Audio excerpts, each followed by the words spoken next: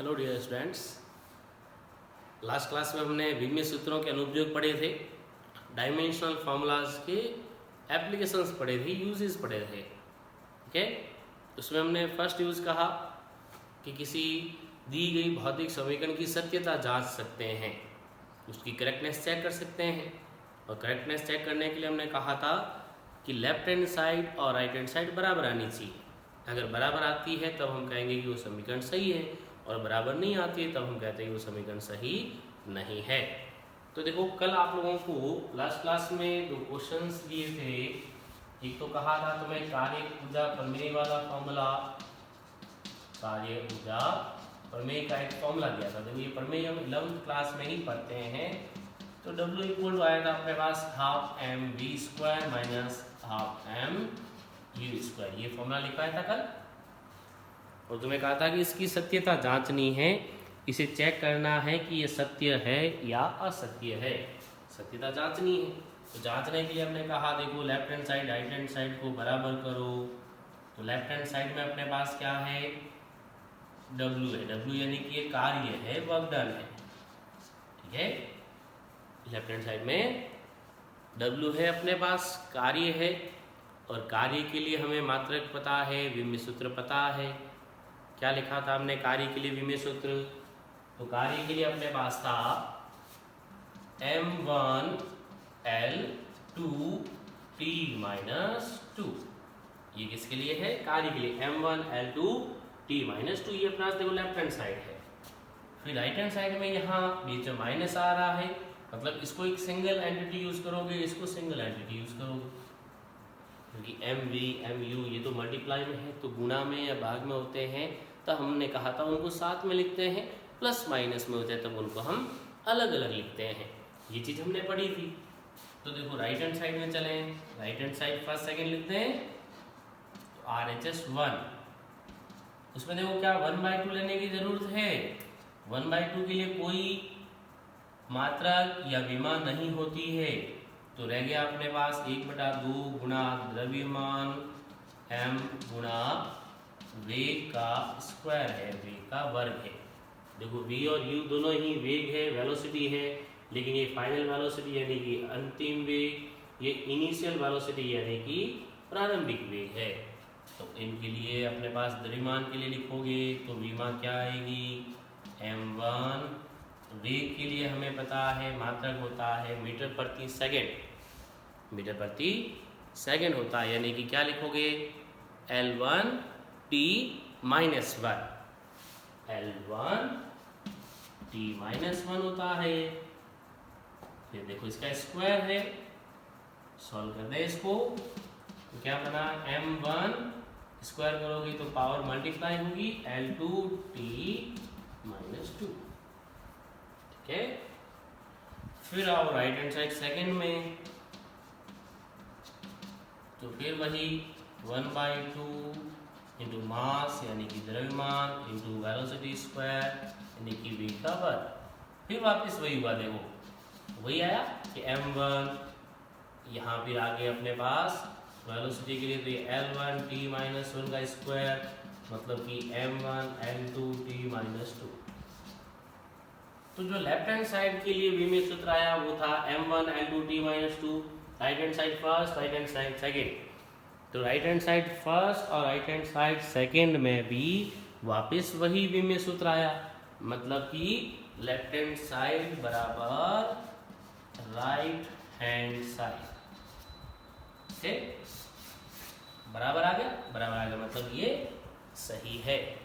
तो ये समीकरण हमने सत्यापित कर दी कि ये दी गई भौतिक समीकरण सत्य है। ओके, ये आप लोगों को काम करना था। इसके साथ ही एक क्वेश्चन और दिया था, एक क्वेश्चन और दे रखा आप लोगों को इसके साथ आवर्तकाल के लिए, वो भी कर रहे हैं हम। जैसे वो सरल लोलक का आवर्तकाल था, सरल लोलक के बारे में भी हम पढ़ते हैं 9वीं क्लास में ही। यहाँ आ जाए, सूत्र था अपने पास आवर्तकाल t बराबर 2 पाई √L/g।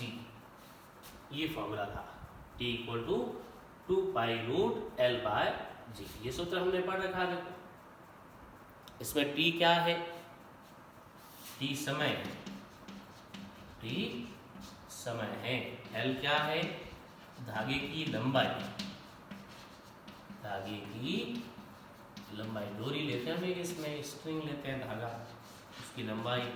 और G होता है गुरुत्वीय त्वरण, एक्सीलरेशन होता है ग्रेविटेशनल एक्सीलरेशन, ग्रेविटी।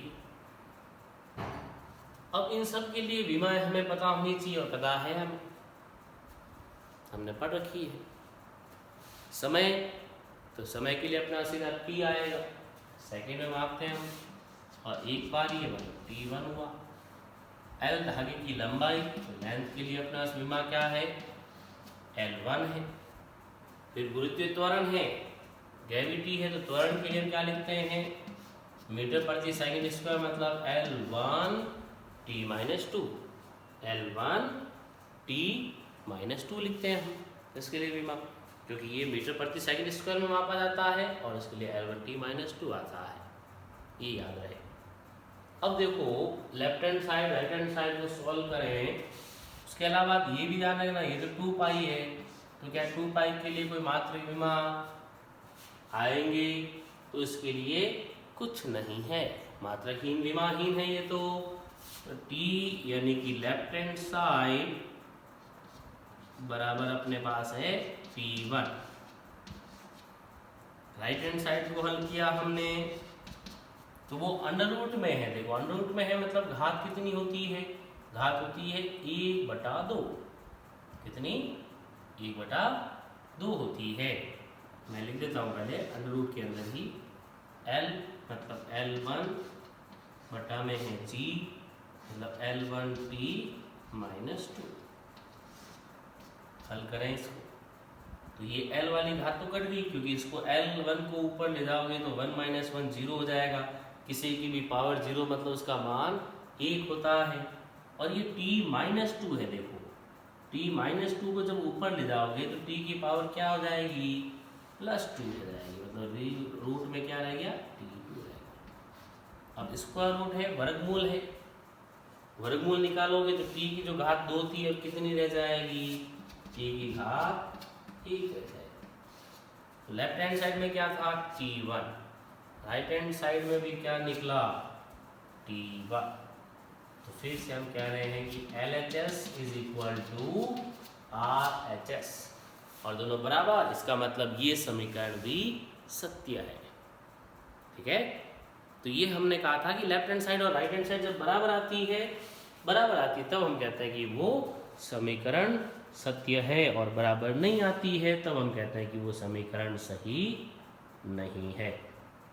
ये ध्यान रखना है कि ऐसी हमें और भी संबंध स्थापित करने हो, सत्यापित करने हो, तो हम वो हल कर सकते हैं।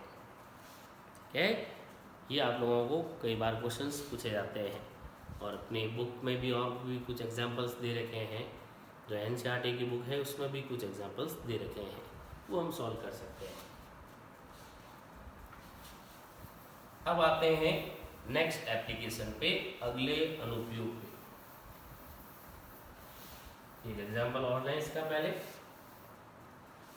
एक और लास्ट ले लेते हैं, क्योंकि उसमें एक नई राशि काम आएगी, वो भी हम ले लेते हैं। जैसे तुम्हें दिया गया, मान लो कि F equal to 6 pi eta RV, 6 pi eta RV एक फॉर्मूला है, स्टोक्स फॉर्मूला के नाम से हम जानते हैं। विस्कस फोर्स के बारे में पढ़ेंगे आगे। अपने 11th क्लास में एक चैप्टर आता है तरल पदार्थों के लिए, उसमें ये फॉर्मूला हम काम में लेंगे, सूत्र काम में लेंगे। F equal to 6 pi eta RV, लेकिन उसमें एक नई टर्म आगे देखो, नीटा, जिसको हम बोल रहे हैं। अब ये ईटा नीटा क्या है? ये क्या है?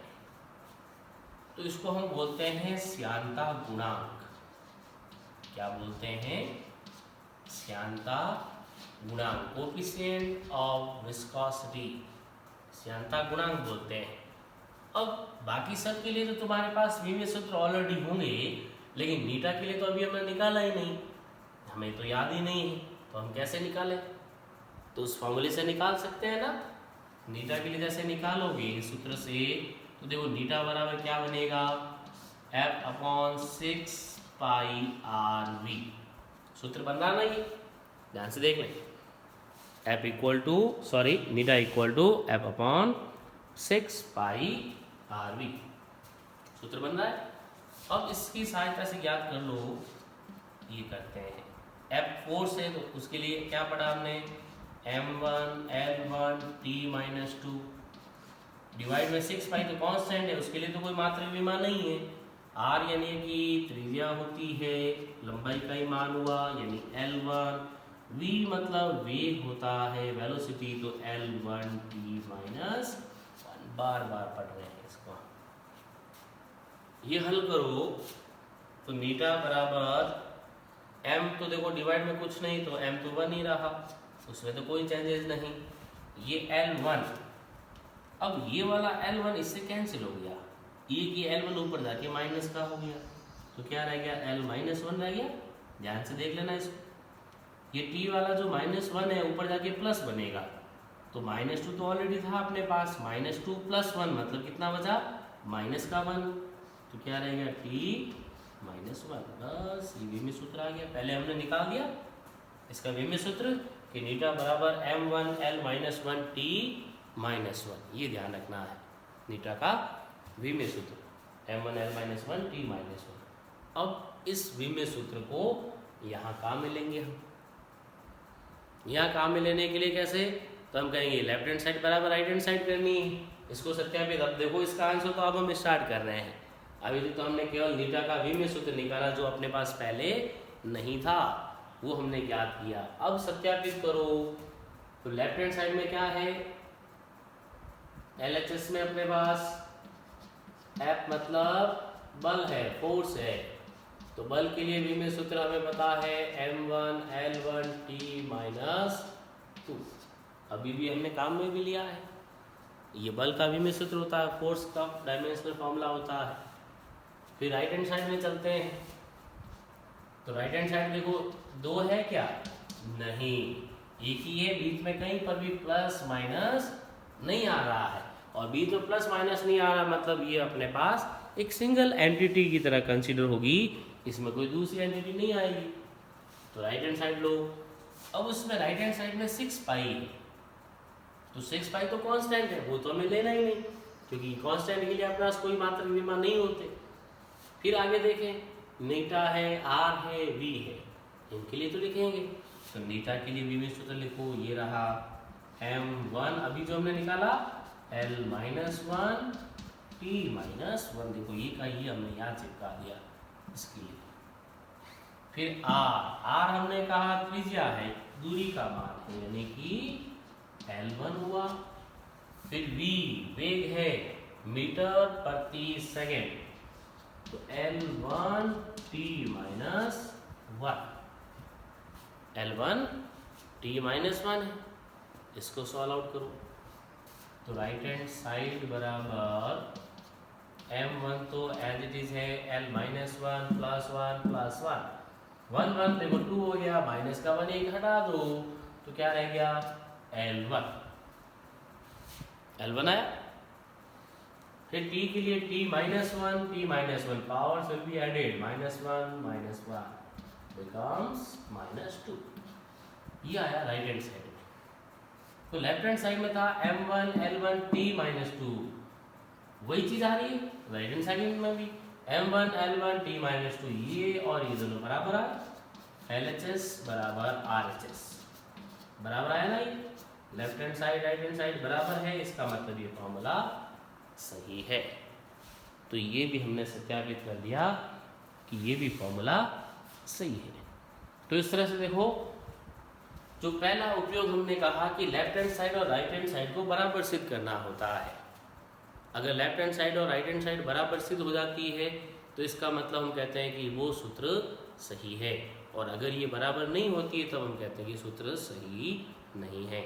एग्जाम में ज़रूरी नहीं है कि आपको हमेशा सही फॉर्मूला दिया जाए, एग्जाम में हो सकता है कि आपको गलत फॉर्मूला दे दिया जाए, फिर कहा जाए कि इसको सत्यापित करो, ये बताओ ये सही है या नहीं है। कंपटीशन के हिसाब से कहें तो वहाँ तो हम डायरेक्ट फॉर्मूला याद करके बता सकते हैं, लेकिन डायरेक्ट ऐसे क्वेश्चन बनने के चांसेस कम होते हैं, उसको कई बार हमें यूज़ करना पड़ता है। लेकिन अपने स्कूल एग्ज़ाम की बात करें तो वहाँ तो हमें ये क्वेश्चन पूछे जाते हैं कि बताइए कि दिया गया भौतिक समीकरण सत्य है या नहीं है। तो वो हम इस तरह से लेफ्ट हैंड साइड और राइट हैंड साइड को बराबर प्रूव करते हुए बता सकते हैं कि वो समीकरण सही है या गलत है। समझ में आया ये? तो उसके लिए हमें उसके विमीय सूत्र पता होने चाहिए। ये सिद्ध करने के लिए हमें विमीय सूत्र पता होना चाहिए। विमीय सूत्र पता होंगे तो हम सिद्ध कर सकते हैं। अब इसी प्रकार हमें दूसरे उपयोग भी पढ़ने हैं इसके। तो दूसरा अनुप्रयोग हम पढ़ते हैं कि किसी एक पद्धति से दूसरी पद्धति में बदलना। कोई भौतिक राशि हमें दे रखी हो, एक पद्धति में मान दिया गया है, दूसरी पद्धति में मान परिवर्तित करना है, तो कैसे करें? पद्धति मतलब FPS, CGS, MKS ये हमने पढ़ी है ना। तो उनको आपस में मान परिवर्तित करने के लिए विमाओं को कैसे उपयोग करना है, वही एक उपयोग में हम कहते हैं कि अगर हमें भौतिक राशियाँ दे रखी हो, अलग अलग राशियाँ दे रखी हो, उसकी निर्भरता दे रखी है, तो उसमें सूत्र कैसे स्थापित करें। जैसे ये तो तुम्हें सूत्र दिया हुआ था कि ये सूत्र है और इसको तुम्हें सिद्ध करना था कि ये सही है या गलत है। सूत्र दे रखा है, लेकिन यही तुम्हें कहा जाए कि F के लिए नीटा RV के साथ संबंध स्थापित करो, तो संबंध कैसे स्थापित करें? तो वो भी हम विमाओं के उपयोग से संबंध स्थापित कर सकते हैं, यानी कि सूत्र स्थापित कर सकते हैं। ठीक है, कोई भी हमें राशि दी गई हो तो उनके लिए संबंध स्थापित किया जा सकता है। ओके, तो ये प्रैक्टिस करें अभी इसकी कि हमें और कितने समीकरण दिए जाएं तो हम उनको सत्यापित कर सकते हैं।